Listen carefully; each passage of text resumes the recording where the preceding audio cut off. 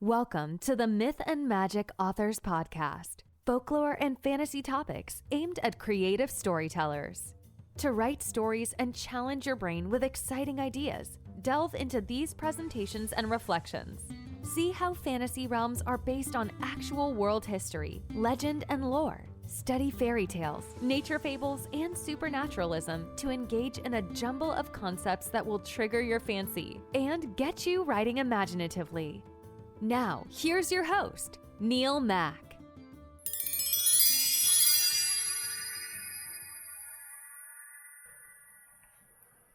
This week I'm chatting with the Pittsburgh, Pennsylvania-based epic fantasy author J V Hilliard, who has recently arrived on the fantasy adventure scene with the first title in his Warminster Series, which is called The Last Keeper, and it's about a young boy who suffers prophetic visions. His imagined realm of Warminster is a complex place that's filled with brave knights and harrowing adventures and legendary struggles. And Joe is a fan of the fantasy tabletop role-playing game Dungeons and Dragons, and he's a very seasoned dungeon master, so he's used much of his game-playing experience to create a fully functional and totally immersive ecosystem for his Warminster series. And his world building is multifaceted and meticulously crafted. Joe chose to conduct this interview, by the way, from a busy cafeteria at his mealtime. He's a very busy person and he works for politicians in Washington, D.C. So I apologise in advance for any extraneous noise that's been caused by some food trays and some background chatter. But we chatted about creating fight scenes, we chatted about cryptids, but most importantly, we talked about what it was like to be a first-time author who's coming out of the pandemic and where J V Hilliard hopes to go in the future. So enjoy, and let's go over now to Pittsburgh. Hi, Joe. Can you hear me? Yes, I can. Can you hear me? Yeah, you're coming through loud and clear. Excellent, Neil. Nice to meet you in person. Thank you for having me on Myth and Magic. You're welcome. I can hear some voices behind. There's some people in there. Yeah, I apologize for that. That'll calm down in a minute. I'm still at work today. This is my work day, so I snuck away into a cafe, but it should be okay here in a short while. Is that okay? So where are you were speaking from then, Joe? I'm in Pittsburgh, Pennsylvania, over here in the States. How about you? I saw we're on GMT. Yeah, I'm over in London, west of London near Windsor Castle. Have you been there? I have been. Cool. So my wife and I took a honeymoon to Scotland, England, and Germany. So we spent some time, and my family's originally from London and Mercia, that area. West Mercia, which is where Shakespeare's country. Right, there you go. There you go. Oh, right. And have you got any German extraction as well then? I do. I'm a mutt. We've got about 8 different types of blood that roll through my veins, and but my grandfather was British, and they left after World War II to come to the States. Oh, right. And my grandmother was German, and she left after World War II to come to the States, and then everything else happened. So I'm now third generation American with about 8 different lines of blood in me that are Russian, Serbian, Scottish, Irish, English, German, and that might be it. That might be 7. And I can see that you've got Pitt written on your shirt there. So that's it's a local university here. Yeah. That's right. Oh wow! And do you work at the university? I don't. I'm a Washington D.C. lobbyist. I do defense work for technology companies and defense companies that are accessing the federal departments and agencies here, and then help from time to time on foreign military sales. So I spent a lot of time in DC doing work primarily on things like grants and contracts, and then every now and then I dip into community and economic development stuff. I represent a lot of nonprofit organizations that Well, we're here, I suppose, more importantly, to talk about the Warminster series and about you being an author, a debut author, really. It is. But let's talk about epic fantasy to start with, because this is a fantasy podcast for fantasy fans and creatives. So, do you remember the first fantasy title you read? Yeah, it's actually read to me. I was in fourth grade. Yeah. And my usual English teacher had to take a leave of absence, and they brought in a substitute, a guy named Mr. McKinley. And Mr. McKinley had about a month left to go, and he decided he was going to read us The Hobbit and all of the Lord of the Rings. And so our class kind of transitioned from a traditional like grammar, spelling, punctuation kind of class into an introduction to fantasy for me.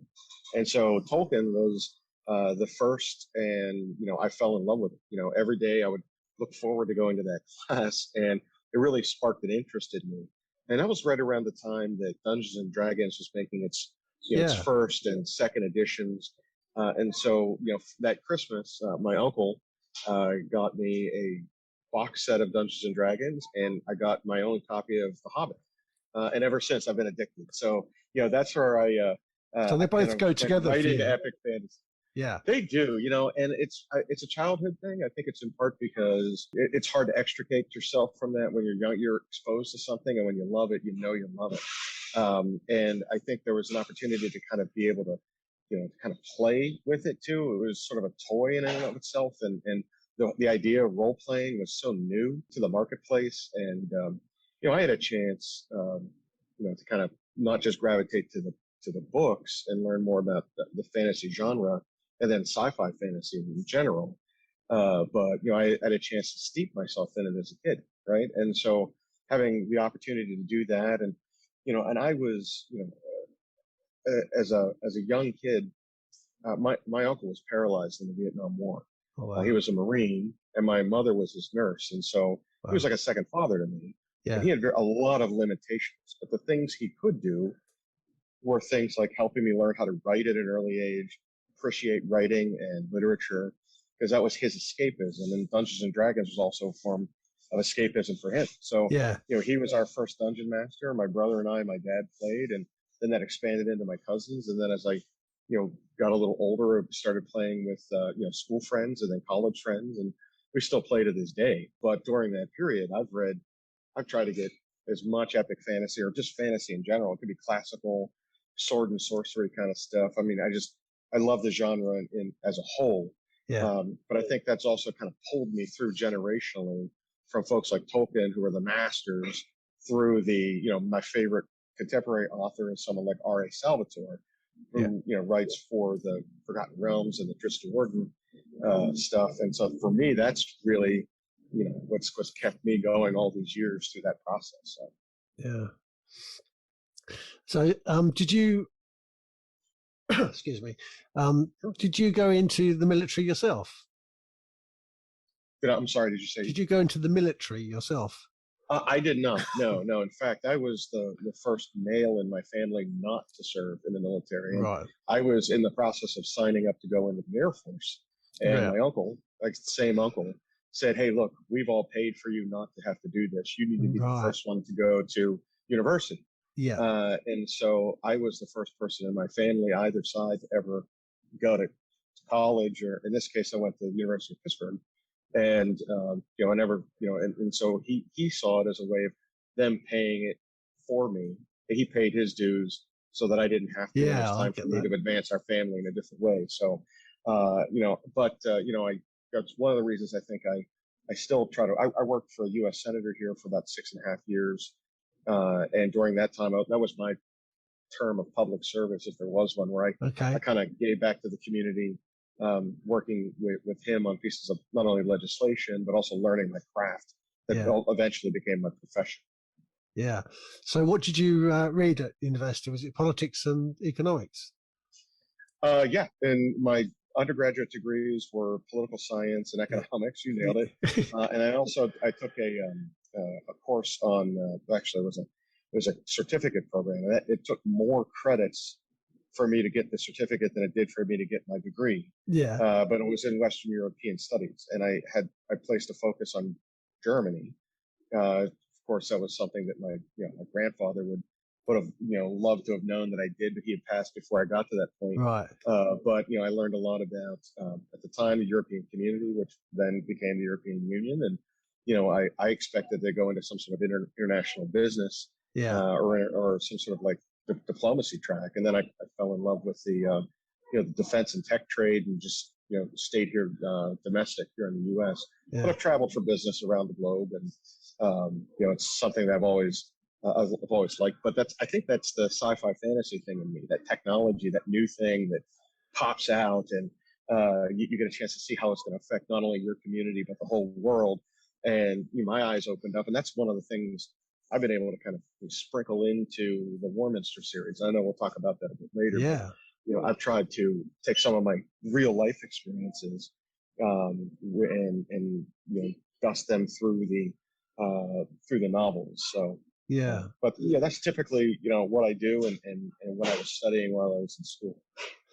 So when did you first realize that you could write for an audience then? Was that writing assignments or? No. It's funny you mentioned that, because for my day-to-day work, I write all nonfiction. I write all day long. Yeah, I write legislation, it's legal stuff, and there's no dialogue, there's no plot twists. The closest I come to anything like that is speech writing, right? Yeah. So, but in truth, it started, in my uncle's bedroom. He was bedridden for a while he was in a wheelchair, and after a long period of time, he ended up just being in a bed. And while I was there, he was teaching me how to write, and I would literally sit there in second, third, fourth grade, watch him type short stories on his old-fashioned typewriter with this implement they made for his hand, so he can click. Talk about hunting and pecking. Wow. This is what he had to do. Yeah. Pop, pop, pop with a old school pencil eraser. That was like strapped to his hand, and he would type it, and I got a chance to find my passion there. And I'll never forget that fourth grade. The next year, I entered an eighth grade literature competition, and it was something that was based on what sparks your imagination. So I wrote this thing about Tolkien and the Hobbit. Yeah. And as a fifth grader, I won an eighth grade competition, and I showed up to get the award, and they're like, "You're not in eighth grade," But it's something I think I knew I could always do. I'm pretty good at communicating, and I enjoy writing.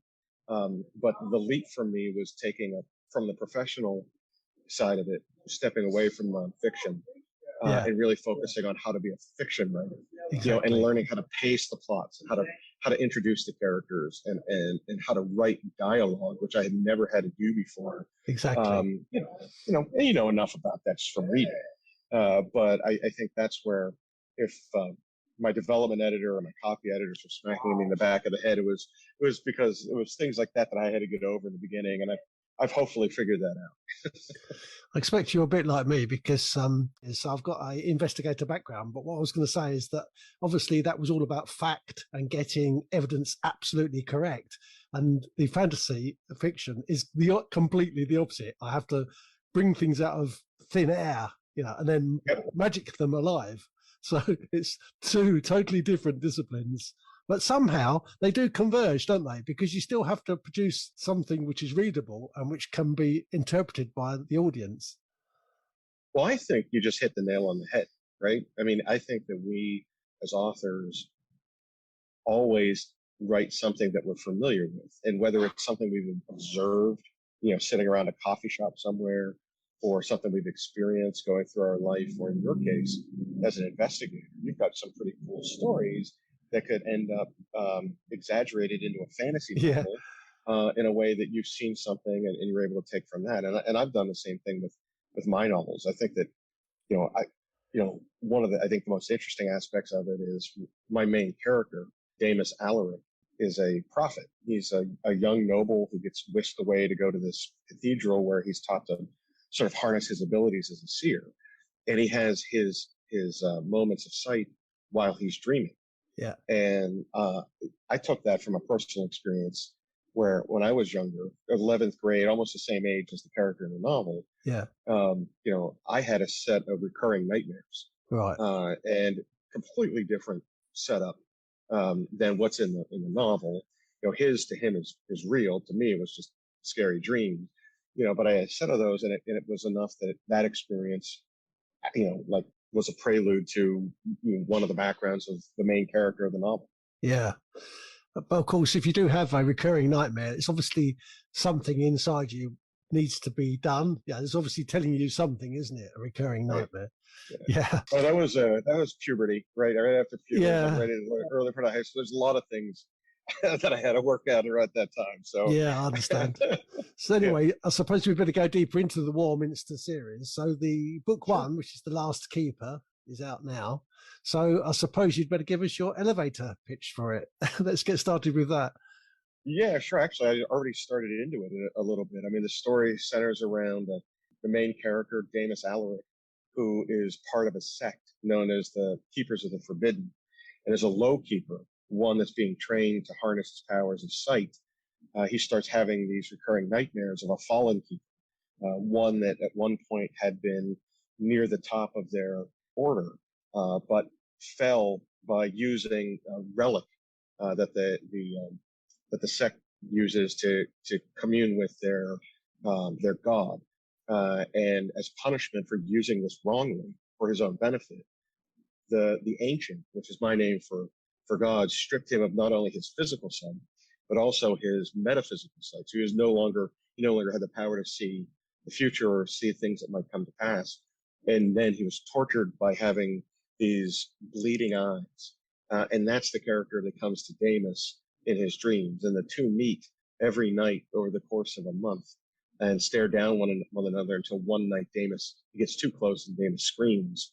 And that's really sort of where this thing takes off. Is they now notice one another, that they're now coming together and they're seeing one another, and it's how they're related to one another. I think fans and readers will really enjoy. And I think I've been able to create an entire realm around that story, including that as sort of the pivotal central story for The Last Keeper, and of course the series of the 4 books within the Warminster series.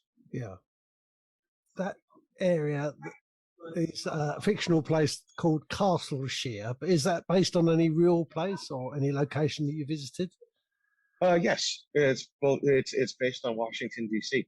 And the reason it is in the book, it's a place where other kingdoms and queendoms and emperors and other lords have representation, and they send basically diplomats to live in, what today would be embassies. Yeah. They send them to live in Castleshire, and it's through their work that they're able to keep peace in the realm, and also discover things that may not be going right, like the story of The Last Keeper.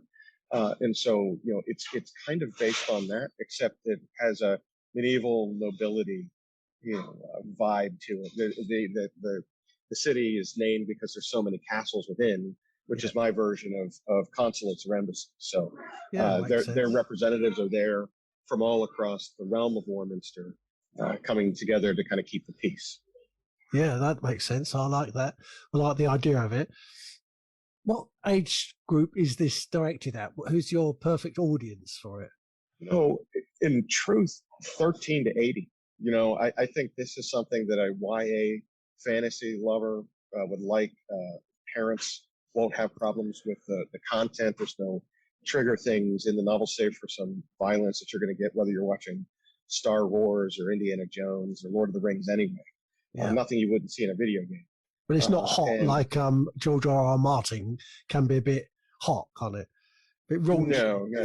No. This would be the PG-13 version of Game of Thrones, right? Yeah. So, a little bit further down the rung than that, but I think it's something that's acceptable to most audiences. And if it doesn't matter age group, as long as you're a fan of sword and sorcery and fantasy and magic and myth, I think this is the right kind of book for you.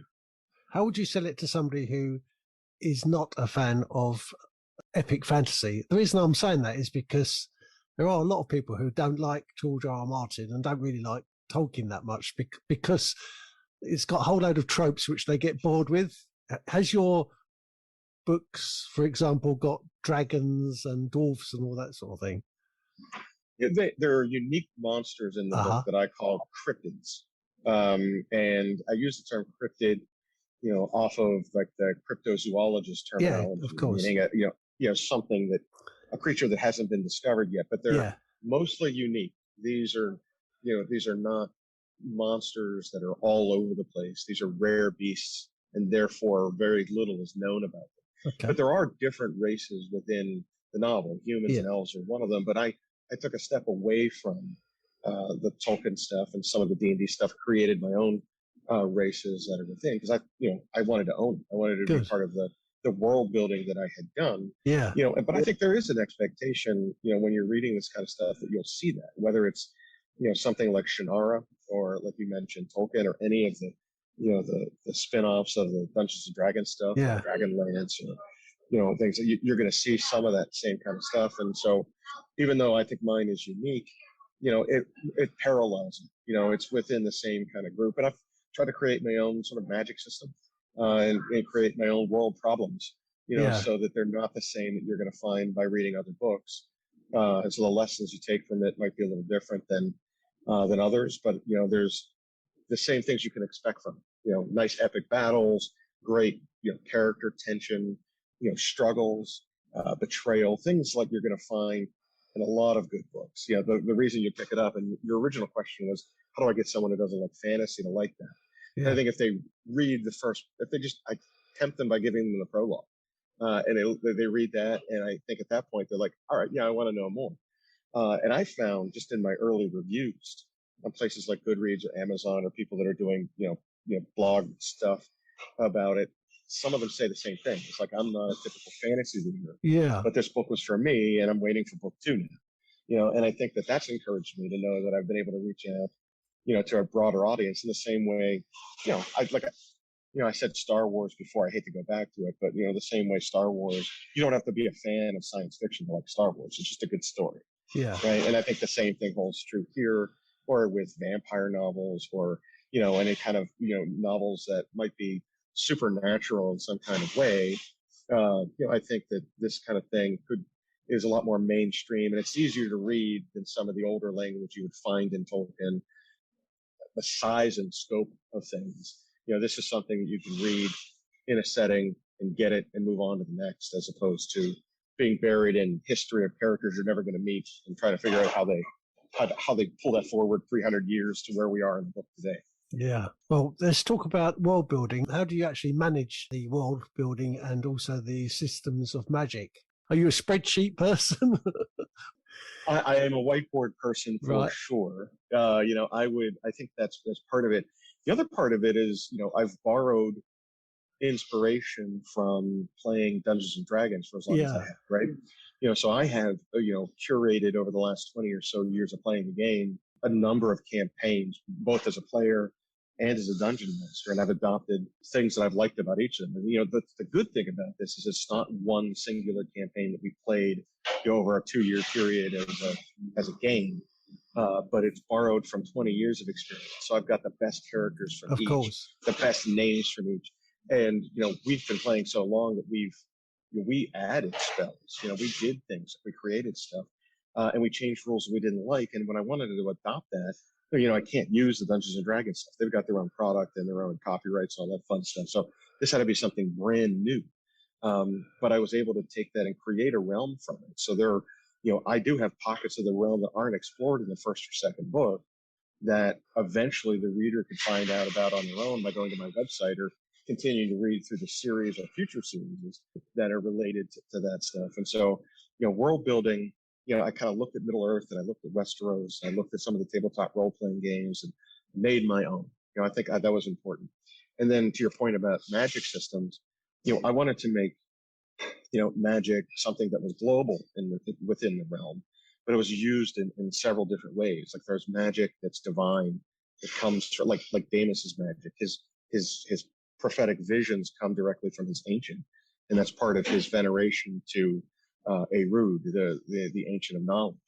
Others are more magically inclined, the same kind of Gandalf type of stuff where you might read about it in some old scroll somewhere or in a grimoire or a tome that brings you magic, or you find magic that's imbued upon items that was left generations ago in these relics, artifacts that people find. And I wanted to make sure that had to be unique, as well as how they cast them, right? And so I dipped into some languages, and coming from a family that had multiple languages in it, and ever since I was little, it was easy for me to kind of piece some things together. So you'll see some Old English, you'll see some Scandinavian, you'll see some Old Germanic, and you'll see some fun things. Like I've been dipped into like Indian and African to find ways for the conjurer's tongue to be used to incant these spells. And I thought that was the fun part, in making sure that they all stayed, so that I wasn't using different words for the same spell. I went back to it. Yeah. And even a little bit of Latin thrown in there, but I try to make sure the words were changed so it wasn't me taking it directly from something that was commonplace. So you've, in a way, you've been writing this book for virtually all your life, but certainly for 20 years of playing the Dragons and Dungeons. How long have you physically been writing this book? How many years have you been sitting at a desk and typing? Well, I hadn't done it until COVID, right? And I know you've probably interviewed many people that had some downtime and finally said, hey, this is the time that, if I'm going to write, this is the moment to do it, right? So that's exactly what I did. So I used my downtime there at the encouragement of my wife to do it. Okay. And it took about a year. And it took that long because I didn't know what I was doing, right? And I went out and found myself a development editor. I found myself a copy editor, found myself a publisher. And then everybody wanted to jump in. And what I didn't know when I was getting into it was that, I guess I knew this, but it hadn't been until my publisher one day said, fantasy, you don't write one book. No, you have a minimum of 3. Yeah. Right. And it was like, pow, like right in my face. And so when she told me that, I was like, well, yeah. So as I was finishing the first book, I started to break that into 2 and 3 and 4. And then I realized, wow, I've got to do a lot better than writing one book a year, especially in this new marketplace, the new game, this rapid release, millennials and Gen Zs, they don't like things taking that long. They want to binge TV. They want to do something. I need it right now. Yeah. And so, I think that was a little bit of a different play on this. And what I ended up doing was sitting down and basically writing 2 books at the same time. And then the third had all the leftovers that didn't fit into the first and second. Right. So I've got, as The Last Keeper came out in mid-December, the second book of the series, Moradin's Lair, should come out sometime in July or August. Okay. And then book 3 will come out right around the holidays. And book 4, which will be the final book in the first series, will come out Q1 of next year. And I'm already through that process. I've got one in editing. I've got one it's about 50,000 words. I've got another 80,000 words to put into it. And then the fourth one is in outline form. So getting back to your point about a whiteboard on my wall. Yeah. Yes, I am a plotter at heart. And as strange as this might sound, I kind of read and I write everything backwards so I don't miss any details. And I think that's just the plotter in me that makes sure that happens, so that there's no missing. There's not a single piece of real estate in any of my books that doesn't mean something. Right. It will pop up later down the road. It's been planned. There's not accidental things that happen. I don't know how those folks do it as pantsers. They write, and I don't get it. They just start writing, and that never happens to me. I'm reverse engineering it. So for better or worse, right? Yeah. Yeah. So how many words are you writing per day, do you think? It depends. Like days like this, when we're in session in DC, it's difficult because it's 12 or 14-hour days. It's pretty jammed up. But on average, I'm usually around, I would say on a monthly basis, I'm finishing maybe 25,000 words. I mean, my chapters have a tendency to be between 3,000 and 5,000. Okay.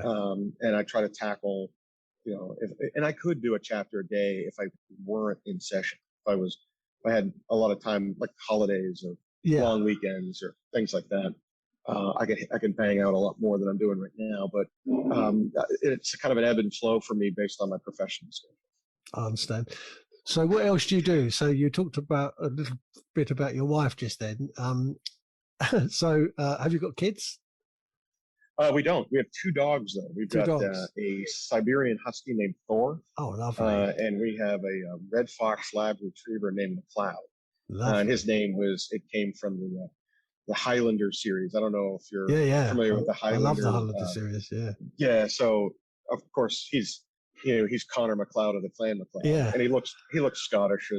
Basically, is red. We've got him a handkerchief around his neck that's from the McLeod clan. Oh, We ordered great. that for Chris. Again, it's great stuff. But they got two big dogs, and that's enough for me. I do a lot of travel. DC is not far from Pittsburgh, so I live in Pittsburgh and I work in DC. There's 3 days out of the week where I'm going to be gone. So when I get back, they want to go for walks. They want to get their rambunctious and Yeah. a lot of fun. So that I think between the travel and the writing and everything, and this is the lifestyle we've chosen. So Yeah, that makes sense to me. Yeah, two dogs, and I'm okay with that. And so when you travel, are you traveling for work? Are you talking about, or do you do a bit of tourist traveling? Well, we as a couple love traveling. Oh, good. And as I mentioned before, we did our honeymoon in Europe, but we've been all over. We try to do that. I think that we both are struck with a bit of wanderlust and like going to places. And I have a hard time. I'm so pale that going to a beach is not difficult for me. Yeah. And she's Italian, so she gets like golden brown in 20 minutes. I just get red and peel. It's like a lobster. So we try to go to places like 1 year she can choose a beach and we're okay if there's a casino there or something else that I can do. And I'll sit on the beach as long as I can before I start to melt like a snowman. Yeah. But we try to make our way around. Our goal is to see all of the 50 states. We've been to Canada. When I was in college, I played hockey, and I was in Canada a lot for that. And of course, get to Europe as much as we can. In the last few years, that's been pretty limited because of COVID. But the majority of the travel I do, unfortunately, is for work. So it's whether it's going to a client's office or it's going to Capital, representing their interests. That's where I spend most of my time, in planes, trains, and automobiles. Yeah, that makes sense. So let's talk a little bit about the swords side of it. We've talked about the the other bits of fantasy, but what about the military aspect, the fighting scenes? How did you choreograph those, and how easy or hard was it for you to write them? So I looked at it from the position of being a dungeon master, right? And playing the game as long as I have, in your mind as this thing is going on, a player is coordinating with you and you're coordinating with multiple players atop a map. Now it's no longer a tabletop map. It's a lot of this stuff is done online, and there are programs that you can do to do that. So I've had experience in my head choreographing battle scenes, knowing what I want to have happen as a dungeon master, but then also seeing players react to it. And then, I have to do something to counter something they did that was unexpected, right? It's just part of the game. But I've also read a lot of military history. I'm a big military history buff. So you'll see various battle scenes that have some sort of aspect to them that might have happened in real life. I've borrowed things from things that have happened with Norse battles, Roman battles, Germanic battles. Of course, a lot of this stuff has sort of an Arthurian feel to it, just with the swords and shields and things like that. But I've been able to kind of, I think, take my experience as a dungeon master and borrowed things from history that I think make really cool battles. And some of them are small among a handful of folks. Others are epic battle scenes like you would find, in Tolkien or Martin or all of the others, Shannara, with Terry Brooks. Yeah. Have you got any love scenes in there? Have you got any romance? Of course I do. Of course I do. No book would be a book without love and struggle, right? Yeah. And so I think that there's a few of them. The main one I think that the readers will gravitate to is sort of this a Vermilion princess. This I call them Vermilion, but they're elves that are they have red hair, red eyes, red lips. And so the crimson in their color, it's like the color vermilion. So that's how they got their name. Yeah. And this princess is questioning her own caste. I kind of used sort of like the old school Indian caste system, looking at them among other kind of elves that sat beneath them. Yeah. And she falls in love with a half elf, this Sir Ritter of Vulcaneer, who's he's a muggle, to use a J.K. Rowling term, right? Like he's part human, part raven elf. The humans don't like him because he's what I describe as a trollborn. Anybody that's of mixed blood is a trollborn in the realm of Warminster.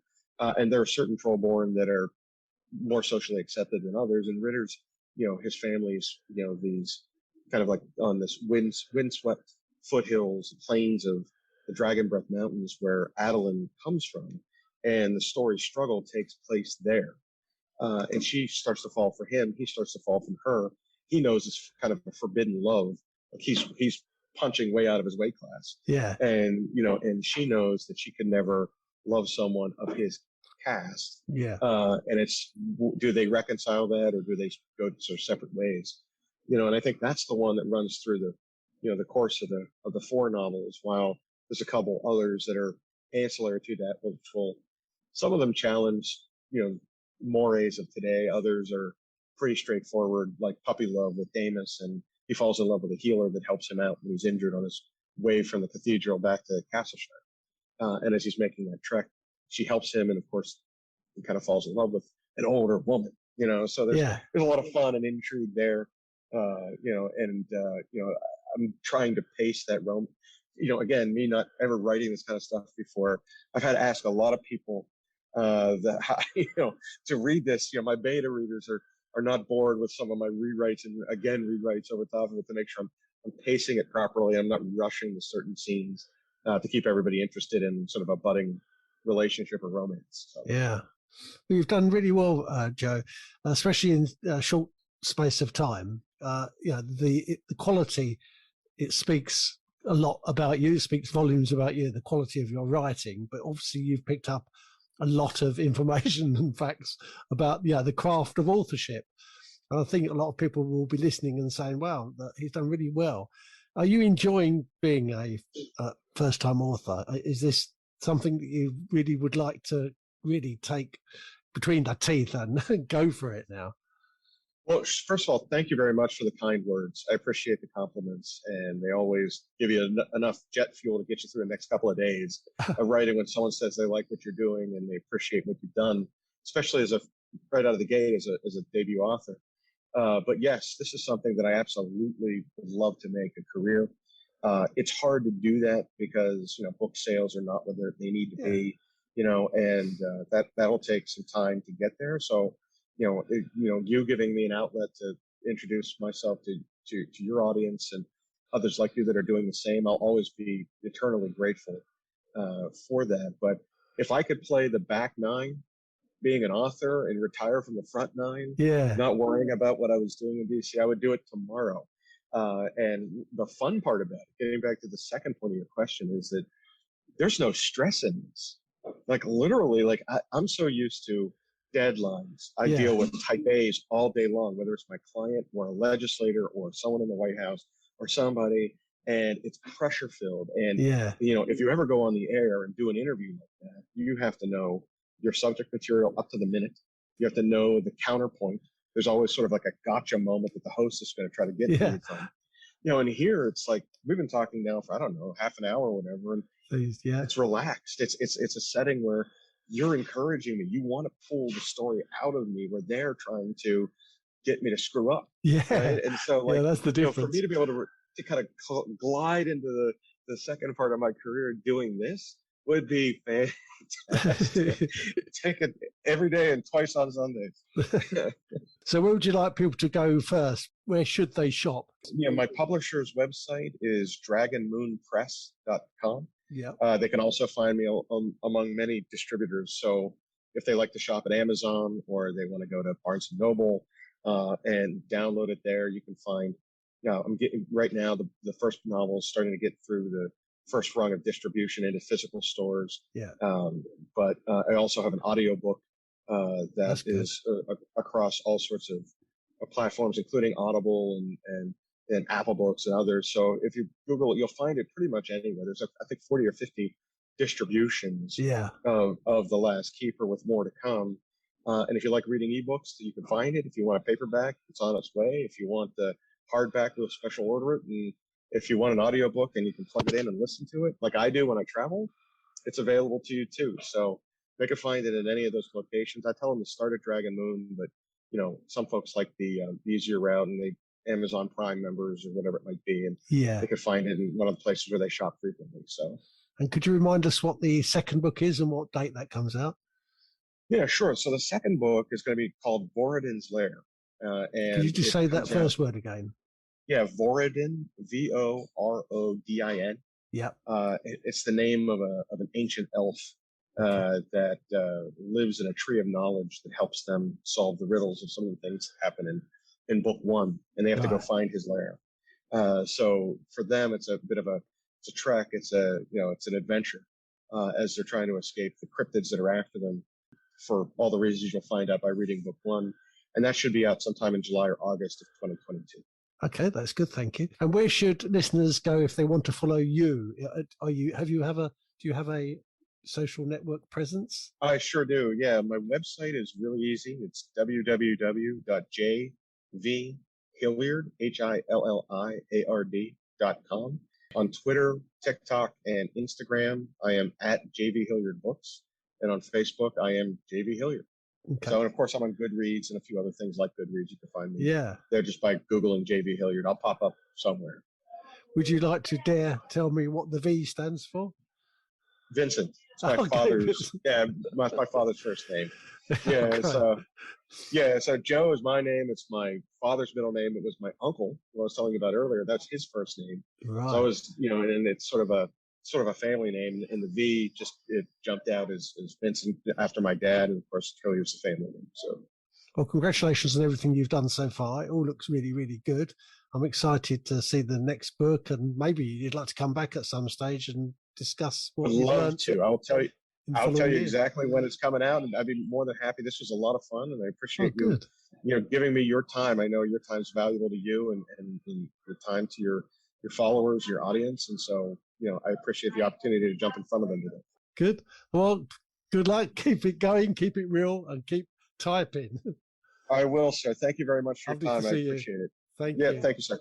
Bye. Yep.